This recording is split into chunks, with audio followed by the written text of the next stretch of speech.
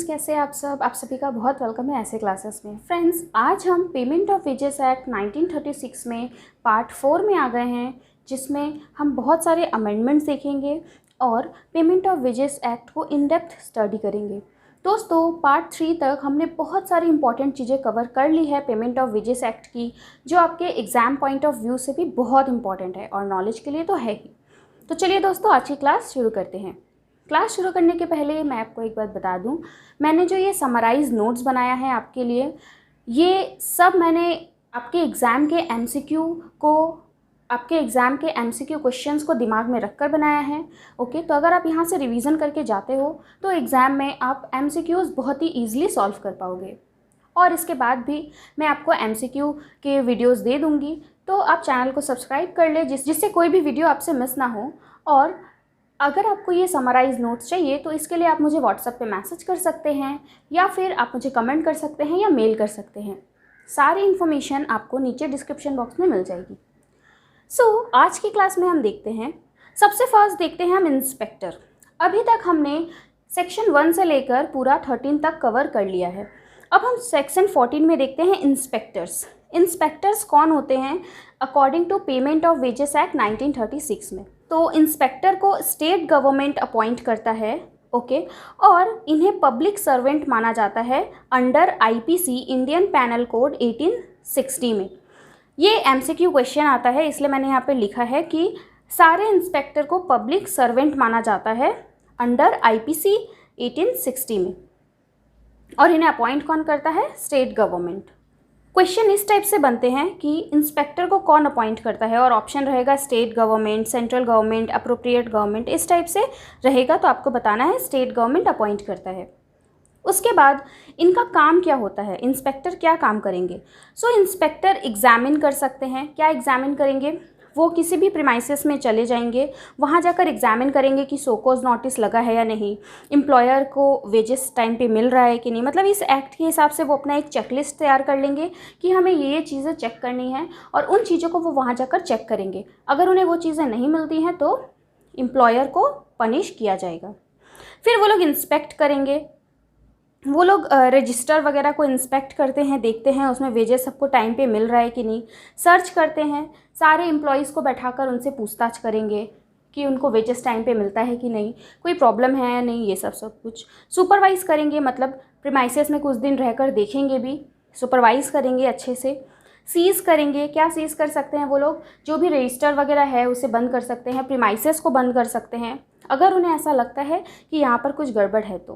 Then take copies, जो भी register वगैरह है वो कॉपी वो अपने साथ ले जा सकते हैं, डॉक्यूमेंट्स ले जा सकते हैं, उनको पूरा यहाँ पर एक्ट के हिसाब से उनको ये राइट दिया गया है।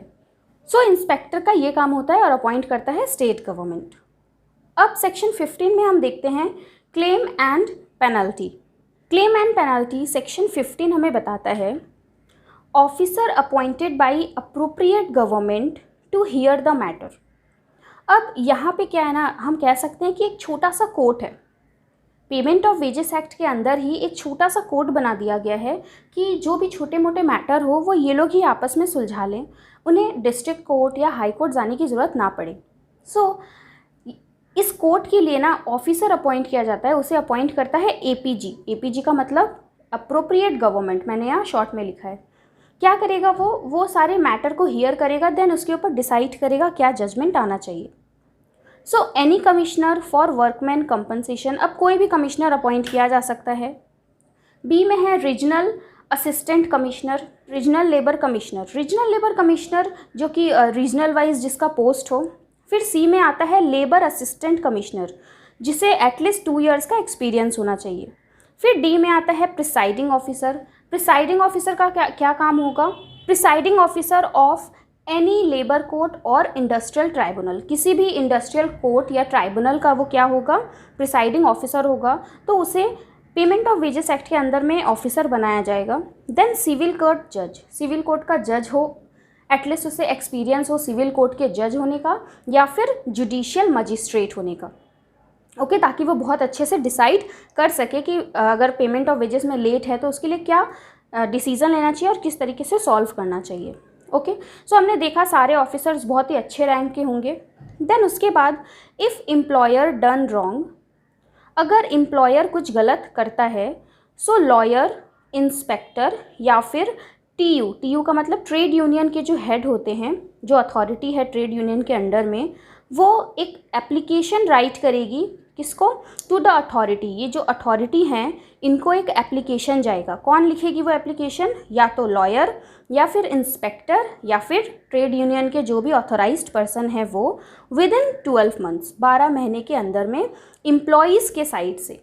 ओके अगर एम्प्लॉयर एम्प्लॉयज़ के साथ कुछ गलत करता है या फिर उनके वेजेस को टाइम पर नहीं दे रहा है तो एम्प्लॉय हायर कर सकते हैं एक लॉयर, या फिर जो इंस्पेक्टर हमने देखा उसे जाकर कह सकते हैं, या फिर ट्रेड यूनियन के जो हेड है उन्हें जाकर कहेंगे।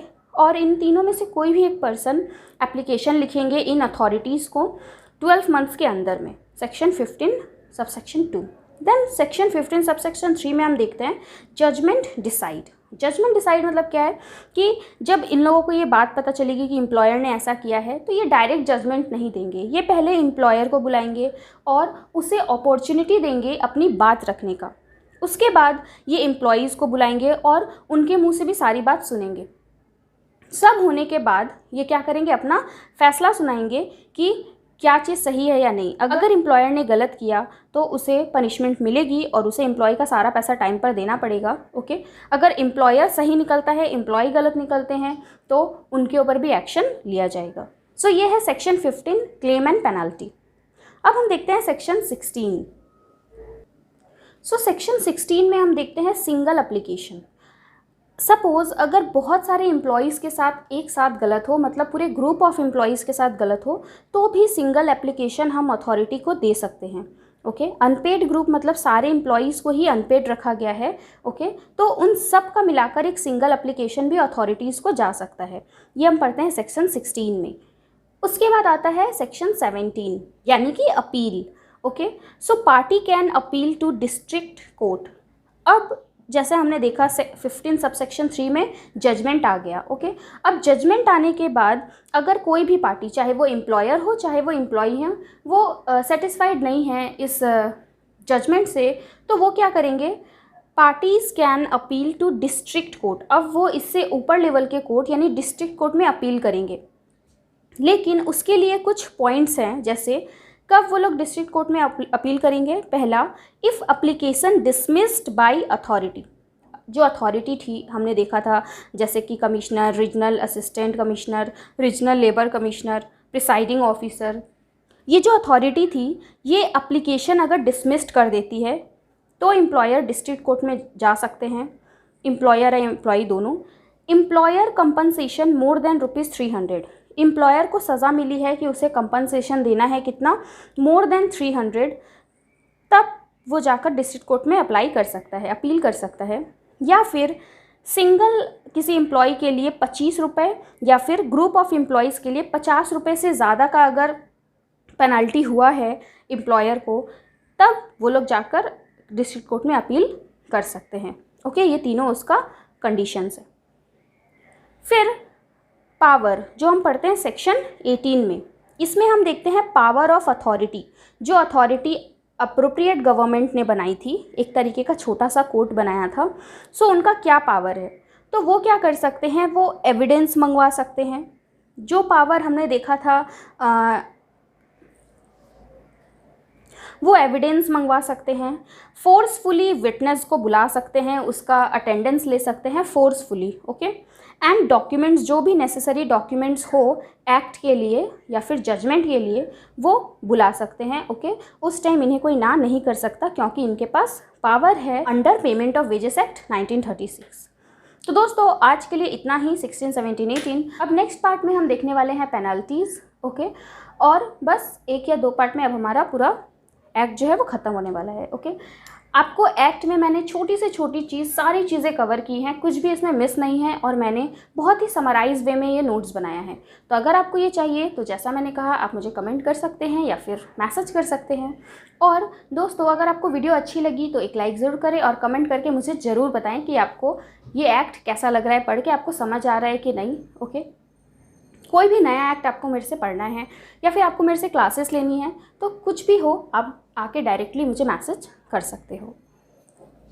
वीडियो अच्छी लगी तो एक लाइक ज़रूर कर दें और चैनल को सब्सक्राइब करना ना भूलें, क्योंकि मैं इसके बाद और भी ढेर सारे एक्ट लेके आने वाली हूँ और MCQ वीडियो भी आपको मिलते रहेंगे। Thank you friends.